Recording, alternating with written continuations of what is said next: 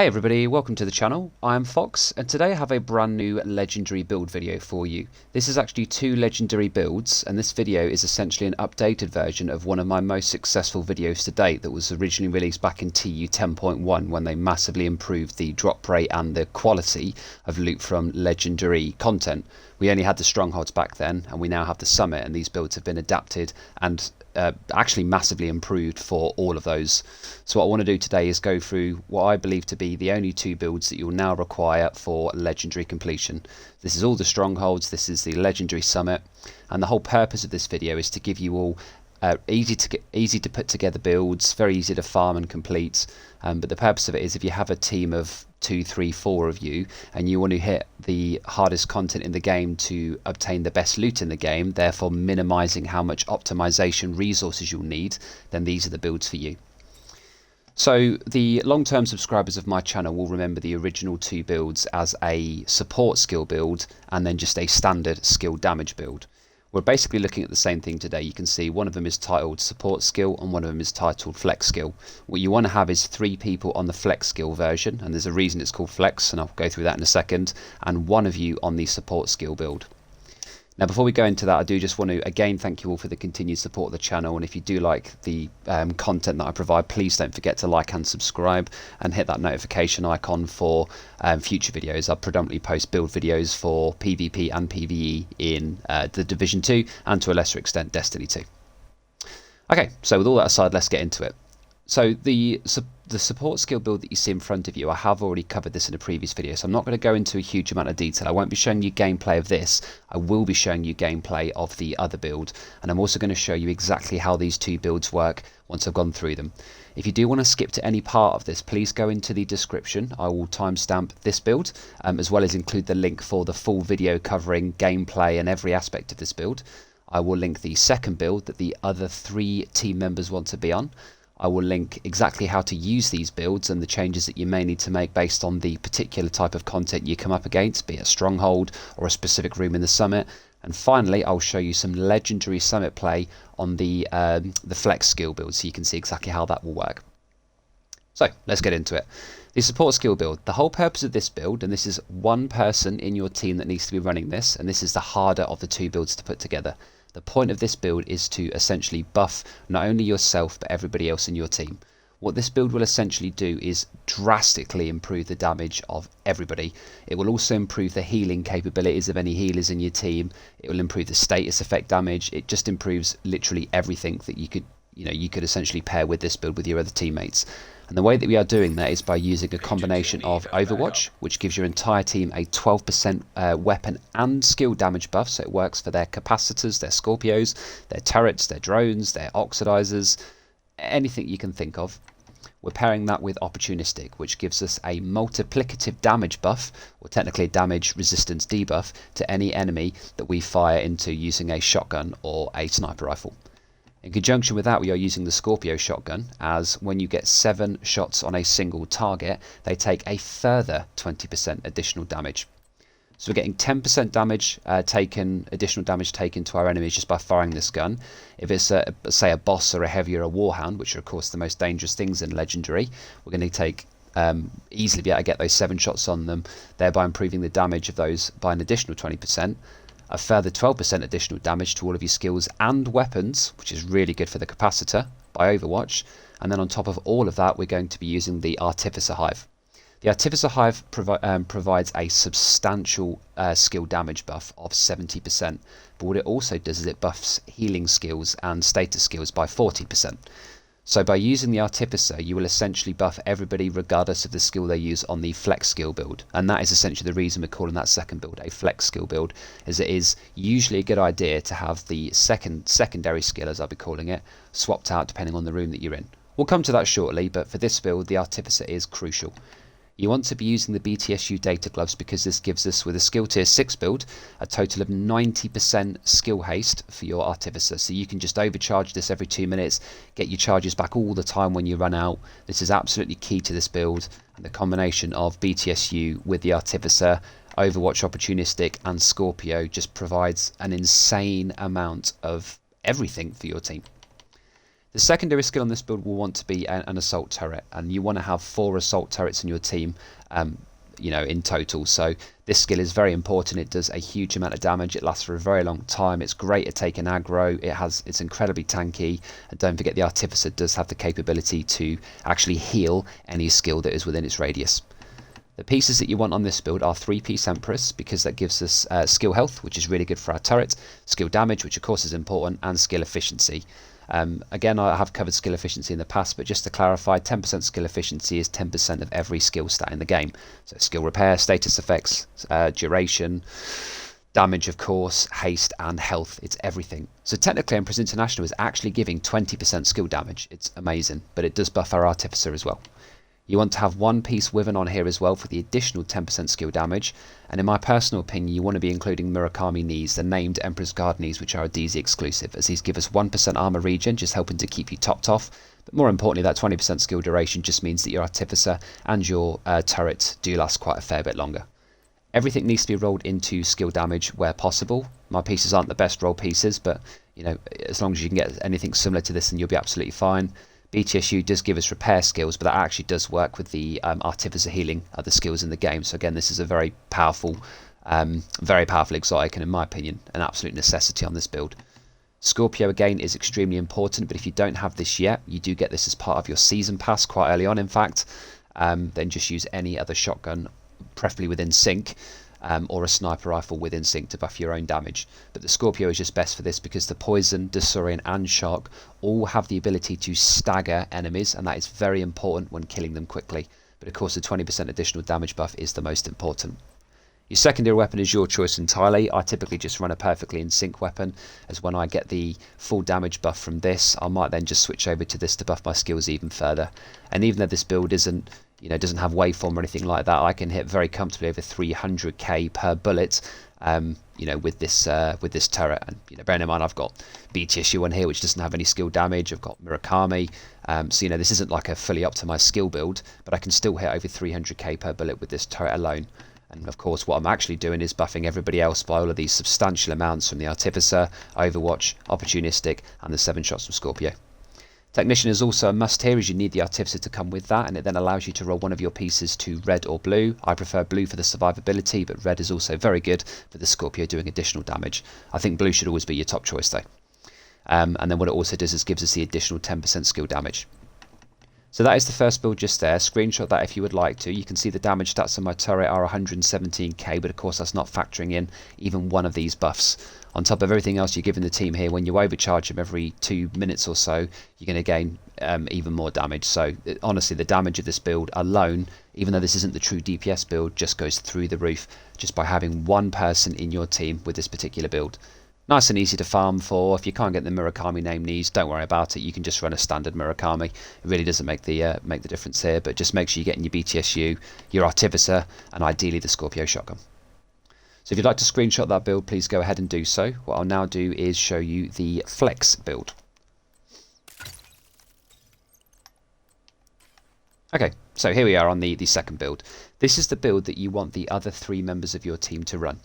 What this build essentially does is maximize our skill damage whilst giving us the opportunity to change our secondary skill dependent on the rune that we are in. I'm going to demonstrate how this works shortly.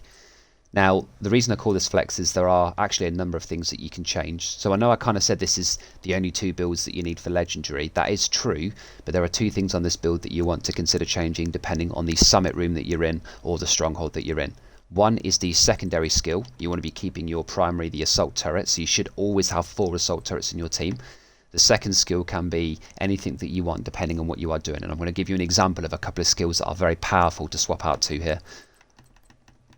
The other part of this that can be changed, and the reason again this is called the Flex build, is the specialization. It's always a very good idea to have a couple of different specializations in your group. Yes, it is more common to use Technician, but I can promise you that you will not miss that 10% skill damage from Technician if you run this with the original support build that I just showcased. As you will literally have these skills probably more than doubled if everything procs on the original build. They go to insane heights. It's crazy how much damage you'll get from that build running with this. You want to use the waveform exotic holster, which you'll get towards the end of your season pass. If you don't have this, don't worry, just swap this out for a single Wyvern piece, but when you get it, it is good to swap to this as it just provides a large amount of additional damage. Not a necessity on this build though. What is a necessity is to run kinetic momentum, as this gives us 15% skill damage per skill, and this also gives us 30% skill repair, which is very good for the second skill if you ever want to flex onto a healer hive, which actually is a really good idea, by the way. You want to be running the capacitor. This is incredibly easy to achieve. You just need to complete 5 challenges within 1 week. In the summit, you can just pick the 5 easiest ones. You can literally have this done within about an hour to 2 hours maximum, even solo, just by completing those easy challenges. So this is not difficult to get and an absolute must on any skilled DPS build. It gives us a huge amount of skill damage. It gives us a huge amount of status effect damage, as I showcased in my Eclipse build that I paired with Memento. And it also gives us a large amount of weapon damage. Don't forget the weapon damage is being buffed by Overwatch from the original skill support build. Again, you want the 3-piece Empress for exactly the same reasons, because you're getting 20% skill damage, but the skill efficiency allows you to change your secondary skill and still have a large amount of buffs. Whether you want to go for a status skill, a healing skill, or a DPS skill, all of those will be buffed by skill efficiency, so Empress is a must on this build. And then you want the 2 Hana Yu to give yourself skill haste, which is very important, and skill damage, which of course is fantastic. Ideally, you want to be running the force multiplier. This backpack drops anywhere in game, and it is a named Hana Yu backpack that gives us a total of 30% additional skill damage just by shooting into an enemy. It only lasts for 3 seconds, but as the main and best skill damage weapon in the game is an auto rifle and assault rifle, you're going to be firing into them all the time anyway. So capacitor pairs very well with the force multiplier named Hana Yu backpack. Everything here wants to be rolled into skill damage and skill haste. As you can see, pretty much everything is here, apart from this. And then the Empress niche is down here as well. So that's very important to get as much skill damage and skill haste. So I've gone for the survivalist class here, because by having this on your build you can throw fire grenades, burn grenades, which will give all of your team the additional 10% damage to anything that's status affected, and you can change your secondary skill, in this case that is the drone, to a status based skill, so that's more damage for your team. You gain the 10% damage resistance from elites, 10 or 15% I forget now, which is very important, and you gain the ability to heal your entire team with just 1 armor kit that you yourself would use. So very powerful class. Technician is still best in slot for skill builds, but as I said before, you don't need it for this build, and it is best to mix and match. You could also consider running Gunner, as you gain 10% armor on kill, and that is any form of kill, as your skills will be killing literally everything on this build when paired with that support build, or even without, to be fair, you're going to get a ton of armor back as well, so that's also a great choice. But honestly, you can flex to whichever one you want here. It's just nice to have a mix and match. I would say though those are the top 3 choices. So Technician, Survivalist being my personal choice for all the benefits that it offers, and Gunner. The primary skill, as you all know, is the Assault Turret. You can see it does 129k on this build, but again that's not factoring in Kinetic Momentum being buffed, giving you the additional 15%, and it isn't factoring in the additional 30% that you're getting from this, or the additional 30% you're getting from this, or the additional 60% that you're getting from this. So you can already see that the damage of this build alone just by itself is substantial. This build of course isn't anything I've created, this is just the meta skill build at the moment, what you see in front of you. So yeah, the turret just goes to pretty high numbers when combined with the original support build. So let's have a look at the skills that you want to consider. Now in a default room it's just clearing ads, there's nothing too difficult to worry about. Absolutely you want to have the striker drone. But don't forget there are going to be 3 of you on this build with 1 of you on the support flex build. So what you actually want to consider doing is having a couple of you running different skills, because 4 of these turrets with all of the buffs that this support skill build is going to be giving are more than enough in conjunction with your capacitor to absolutely melt through any kind of boss or heavy or warhound that you're going to come up against. You really don't need the additional damage from the striker drone. So let me show you a couple of skills that you absolutely want to consider running. The first is the healing hive. Now the healing hive is buffed by a lot of the artificer buff. It's only 40%, not 70%, which it doesn't state on the description. But by placing this in range of the artificer hive, along with everybody's turrets and drones, this is going to get a huge buff to healing. And with kinetic momentum, as this gives us the 30% skill repair when this has been placed down for a few seconds, is actually a substantial amount of healing. And you do not need a healer build in your team when you run kinetic momentum alongside the artificer support build and of course this healing hive. So this is a great choice, and one of you I recommend should always run this as your secondary skill. Another fantastic secondary skill, and my personal favourite, is the decoy. A tier 6 decoy is insane. This is once again buffed by the Artificer in the sense that it will heal it every 5 seconds to full. So technically speaking, this will actually last forever until the Artificer itself runs out. And when it's overcharged, it generates a huge amount of threat. So that's my personal favourite. I like to personally run this build when paired with the support build exactly like this. With, again, the assault turret, because that is the fixed part, that's the primary skill. But this is a great secondary. You can consider running a sticky bomb. You can run a pulse, because when overcharged, the pulse, if you don't know, just to quickly show you, gives your entire team amplified damage by 15% to anything that is pulse, and that includes skill damage. You can run any of the oxidizers. The healing chem is also buffed by the Artificer Hive from the skill support build. In fact, all 4 of these are, technically speaking. You could run Riot Foam, you could run the Oxidizer. The point I'm trying to get at is it doesn't really make a difference, you know, Seeker Mines, status, because you've got the skill efficiency from here, and you've got the additional skill damage from Waveform with everything else, you know, this is going to be absolutely fine, your turret. So you can really play this part however you want. It is entirely your choice. So that is the second build there, nice and easy to put together. It's very easy to farm Empress. You're going to get a lot of it from your season pass anyway. You can get the capacitor from just a few basic challenges in the summit, and you get the waveform from the end of the season pass. I think level 90, if I'm not mistaken. And that's literally it. They are the 2 builds that you need. So screenshot this one as well, and then what we'll do is I'll show you exactly how to play both of these options before I give you some legendary gameplay. Right then, so let's have a quick look at how this should all play together. So I'm back on the skill support build. This is the central part of your 4-man, and in my opinion the most important. So this, remember, 1 person will be on the skill support build and the other 3 will be on the flex skill build.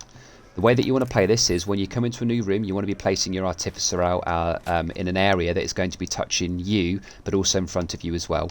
Anybody that is in range of this purple ring will be buffed. So by placing my turret here, this will now be buffed by the Artificer, as you can see the little symbol just there. What will happen now is that this is going to have its damage drastically improved. So you can already see 172k now that my Overwatch has kicked in.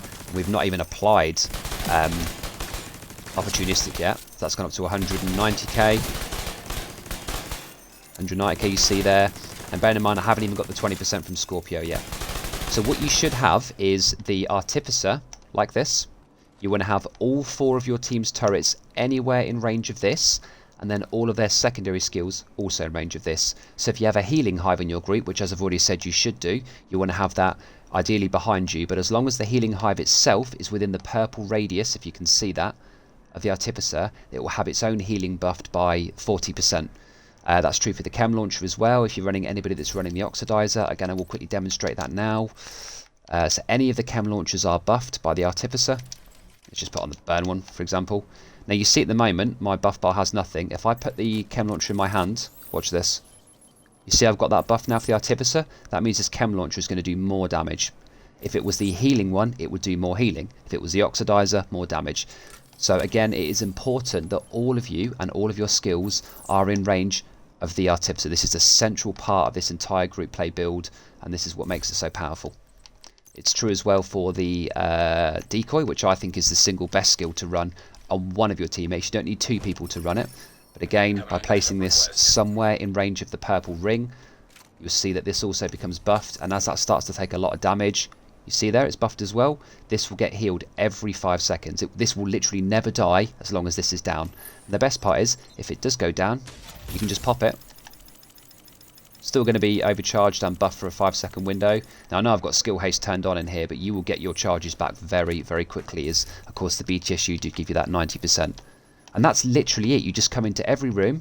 You might be here thinking, right, okay, we've got drones this room. And if you're on the other version of the build, the flex skill build, what you would do is 1 or 2 of you would change the secondary skill, which is the drone, to the jammer. Now that isn't buffed by the Artificer, but it is buffed by everything else that we've just spoke about. So, you know, that's why it's a flex build. You adapt the secondary skill to whichever room you are in. The other advantage of the Artificer on this build is it buffs all of the skills that are deployed by the Shade Tech crate on one of the summit rooms. You know, the room that is initially taken by the faction, and if you stand inside the ring, it moves over to become friendly, a Shade crate. All of those are buffed by Artificer as well. So just make sure that whatever flex skill you are running, you or the skill are always in this big radius.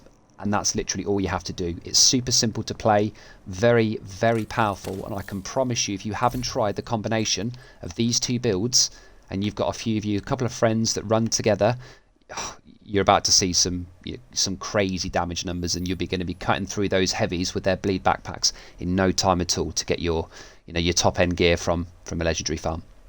What I'm now going to do is matchmake for some legendary content on my flex skill build to show you how this all works as well. Right then, so we've actually loaded into a floor 100, which is quite interesting. So I won't be showing you the hunters today because there is a separate build that I run for that, which I'm going to show you, link in the description below.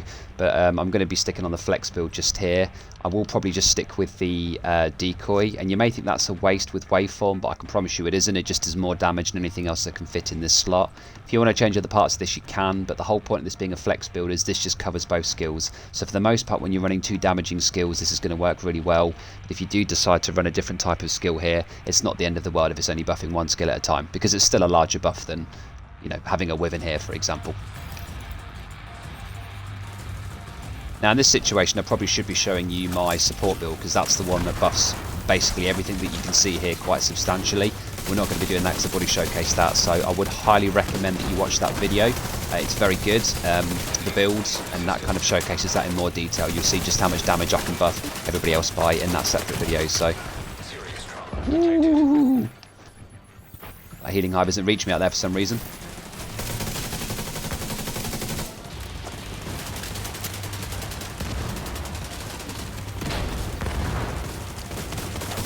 Decoy out there. So in an ideal world you would have, let's say me for example, on the support build with the artificer out here for everybody else, and then the other three people on the build that I'm on right now. All four of our turrets will be in range of the artificer, just to make sure that they're all being buffed, and then we would have one person on a decoy, one person on a healing hive, and one person probably just on the striker drone. And then all of those skills, every single one of those would have been buffed and will be buffed by the Artificer, the Overwatch, and everything else that's being provided by the support version. So that is an ideal scenario. That's kind of where you want to be. Obviously I'm solo queuing here, so I can't quite demonstrate that, but yeah, it's pretty straightforward.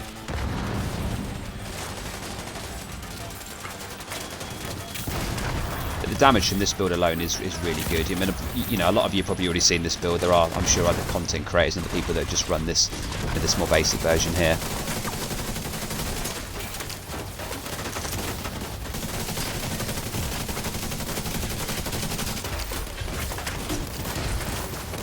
Doesn't look like my turret is actually locking onto anything, which is a bit strange. Let's change over to the drone. This is what I'm saying, just like this, if you want to change over to something else you can. Another great one actually is the Demolitionist Firefly. This is massively buffed by Waveform and Artificer and everything else, and this does huge amounts of damage to enemy weak points, which includes Warhounds and Heavies, by the way. So honestly, there are just so many options that you can play here. And that's why it's a flex build. Just make sure that all four of you have the Assault Turret, and then the other skill just flex onto whatever you feel is necessary.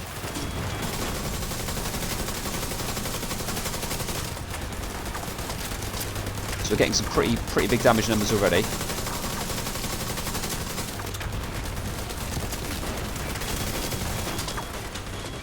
Ow.